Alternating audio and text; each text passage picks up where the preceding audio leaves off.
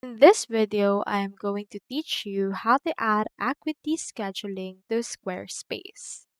So into this part, you just need to head over to acuityscheduling.com, which is their website right here.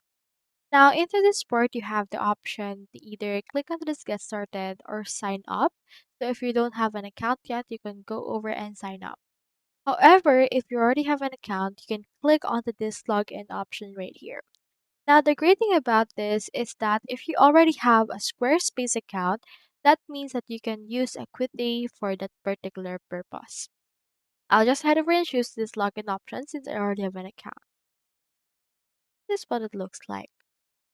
Into this homepage right here, you can see your actual Equity scheduling. Into this part, just scroll down to the very left sidebar, and in here you can see this integrations option. Head over and click on this. Once you have clicked on that, you can scroll down and you can find the Squarespace option right here. You can place your client scheduler on your Squarespace site using this appointment scheduling block.